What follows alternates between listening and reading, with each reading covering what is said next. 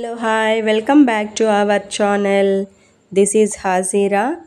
ఇవాళ మీకు మామిడికాయతో చేసుకునేటటువంటి పుల్ల పుల్లగా, తీయ తీయగా, కారం కారంగా మరియు వికారాన్ని తగ్గించే విధంగా మనమైతే ఇందులో కొన్ని ఇంగ్రీడియంట్స్ అయితే యూస్ చేయడం జరిగిందండి.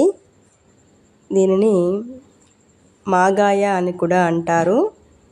అయితే ఈ మామిడికాయ సీజన్లో మనకి పచ్చి మామిడికాయలు ఇప్పుడే వస్తున్నాయండి.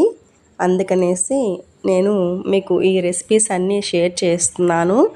ఎందుకంటే ఇంట్రెస్ట్ ఉన్న వాళ్ళు ఎవరైనా సరే ఇప్పుడు దొరికే ఈ మామిడి పళ్ళతో ఇలాంటి రెసిపీస్ చేసి పెట్టుకుంటే సంవత్సరం అంతా కూడా నిల్వ ఉంటాయండి. అందుకే నేను మీకు ఈ వీడియోని షేర్ చేస్తున్నాను. ఈ మాగాయ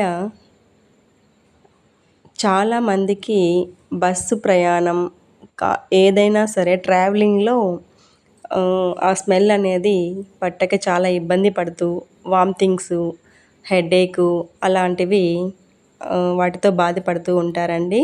ముఖ్యంగా ప్రెగ్నెన్సీస్, పోస్ట్నేటల్ మదర్స్ కూడానండి, మరియు రక్తహీనత ఉన్న వాళ్ళకు కూడా ఇలాంటి సెడేషన్స్ వస్తూ ఉంటాయి. అందువల్ల ముఖ్యంగా వారి కోసమే అయితే నేను ఈ వీడియోని షేర్ చేస్తున్నానండి. చాలామంది ప్రయాణాలు చేయాలంటే భయపడుతూ ఉంటారు. ఎందుకంటే ఆ ప్రయాణంలో వాళ్ళకి వికారం అనేది ఎక్కువైపోతుందన్నమాట. అందువల్ల ప్రయాణాలు కూడా మానేస్తూ ఉంటారు. ఎక్కువ దూరం మేము ప్రయాణాలు చేయలేమండి, మాకు వామిటింగ్స్ వస్తాయి అలా ఇలా అనేసి. కాబట్టి అలాంటి వారి కోసమైతే నేను ఈ వీడియో షేర్ చేస్తున్నానండి. మీకు సింపుల్ ఇంగ్రీడియంట్స్తో చాలా ఈజీగా ప్రిపేర్ చేసుకునే ఈ మాగాయ మామిడికాయ అండి. ఈ మామిడికాయల సీజన్లో వచ్చే ఈ పుల్లటి మామిడి పళ్ళను సేకరించి మీరు ఈ రెసిపీని ప్రిపేర్ చేసుకోండి. మరి రెసిపీలోకి అయితే వెళ్ళిపోదామా? నేనైతే ఒకే ఒక్క మామిడికాయతో ఈ రెసిపీని మీకు చూపిస్తున్నానండి. సేమ్ ఇలాగే ఎంత మాగాయ అయినా సరే మీరు ఒక 10 కిలోస్, 5 కిలోస్ మీ ఇష్టం అండి, ఇలాగే పెట్టేసుకోవచ్చు. ఈ మామిడికాయను చెక్కు తీసేసి పీలర్తో నీట్గా ఇలా ముక్కలు ముక్కలుగా కట్ చేసుకోవాలండి, మీడియం సైజు ముక్కలు. తర్వాత స్టవ్ మీద కడాయి పెట్టేసి కొద్దిగా ఒక టేబుల్ స్పూన్ ఆయిల్ వేసేసుకొని, కొంతమంది ఆయిల్ వద్దనుకుంటే స్కిప్ చేసేయచ్చండి, కానీ ఆయిల్ వేస్తే బాగుంటుంది. అందువల్ల నేను ఒక టేబుల్ స్పూన్ ఆయిల్ అయితే వేస్తున్నాను. ముక్కలన్నీ ఈ ఆయిల్లో వేసేసి కాసేపు ఇలా కలిపేసుకున్న తరువాత మనమైతే ఈ ముక్కలు ఒక కప్పు వచ్చాయండి నాకు. ఒక కప్పు ముక్కలకి నేనైతే 1.5 కప్పు బెల్లం తీసుకుంటున్నానండి. అప్పుడే మనకు కన్సిస్టెన్సీ అనేది పర్ఫెక్ట్గా వస్తుంది.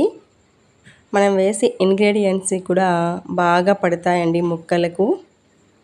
ఇలా బెల్లం బాగా కరిగే వరకు ఈ ముక్కల్లోనే ఉడికించుకోవాలి.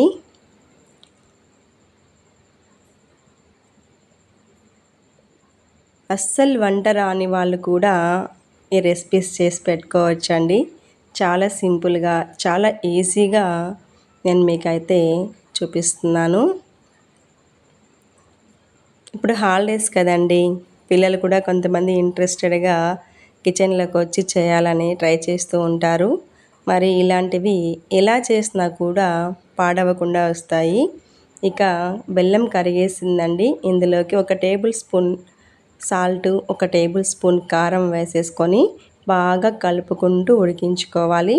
ఈ మొత్తం ప్రాసెస్ అంతా కూడా ఈ బెల్లంలో ముక్కల్ని ఉడికిస్తూ ఇంగ్రీడియంట్స్ వేసుకోవడమేనండి.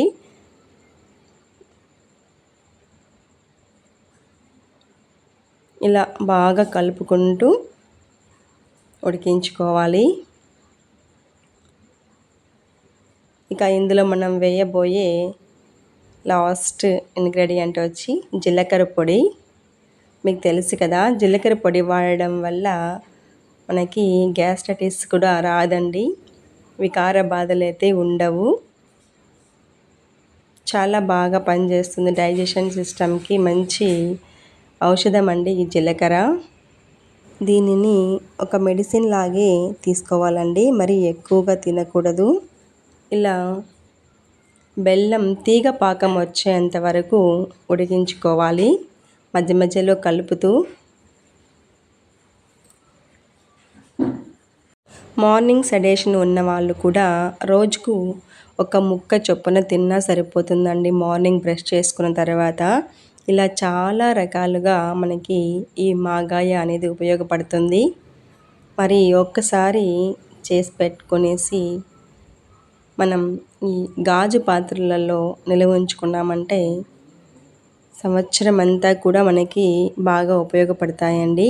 ముఖ్యంగా లో బీపీ ఉన్న వాళ్ళు కూడా ఈ రోజుకొక ముక్క తీసుకున్నట్లయితే మంచి ఫలితం ఉంటుంది. ఇంకా కఫం సమస్యలతో బాధపడేవారు కూడా తీసుకోవచ్చు. Thanks for watching. బాయ్.